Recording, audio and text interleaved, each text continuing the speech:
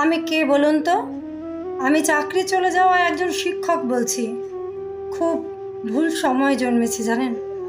বুক শেলফে সাজানো বইগুলো দেখলে কষ্ট হয় সারাটা জীবন ধরে সঞ্চয় করা স্কুল কলেজের সার্টিফিকেটগুলো দেখলে। মেধাবী ছেলেটা মাস্টার হবে, এতে তো সমাজেরই উপকার, তাই না?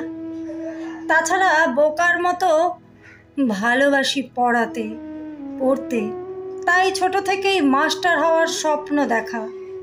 কিন্তু বুঝতে পারিনি জীবনকে কিছুটা সাজিয়ে গুছিয়ে এই মধ্য বয়সে এসে আচমকা বৃদ্ধ বাবা মা ভাই বোন স্ত্রী পুত্রদের নিয়ে পথে বসতে হবে। দুর্নীতির ভিড়ে স্বচ্ছ মেধার ছেলে ও মেয়েদের বলি হতে হলো। পথে বেড়াতে পারবো তো? সবাই তো ডেকে বলবে, শুনলাম তোর নাকি চাকরি চলে গেছে।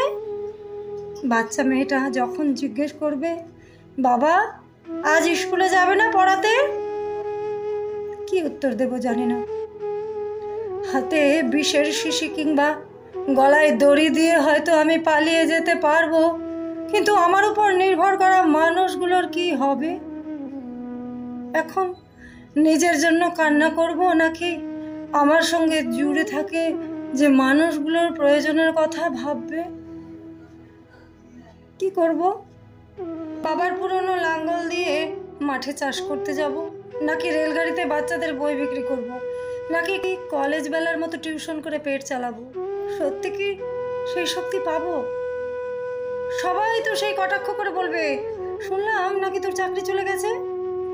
যে দেশে চাকরির ভিক্ষায় মাস্টার হওয়ার স্বপ্ন দেখা ছেলে মেয়েগুলোকে ধর্মঘটে নামতে হয়, সে দেশে শিক্ষিত হওয়াটা বোকামি।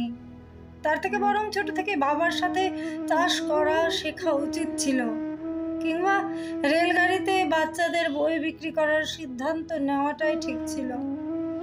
এখন তো মনে হচ্ছে রোদে জলে পুড়ে কাজ করা মজুরগুলো ভালো। তারাই ভালো আছে যাদেরকে দেখে ট্রেনে বাসে সবাই নাক সিটকায়। যারা সামর্থ্য হিসাবে জীবনকে সাজিয়ে নিয়ে ভালো আছে, হয়তো নষ্ট সমাজের মাস্টার মশাইয়ের হওয়ার স্বপ্ন দেখে বড় ভুল করে ফেলেছি। মায়ের দিকে তাকাতে পারবো তো? কি উত্তর দেব তাকে?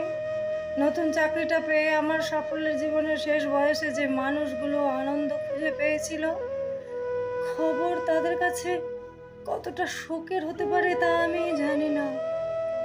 হ্যাঁ, মাস্টার হওয়ার স্বপ্ন দেখা ভুল ছিল। নতুনরা দারুণ কিছু শিখবে, পড়াশোনা শিখেই তুলে পাড়ার মাচায় ভিড় জমাবে ছেলে মেয়েরা।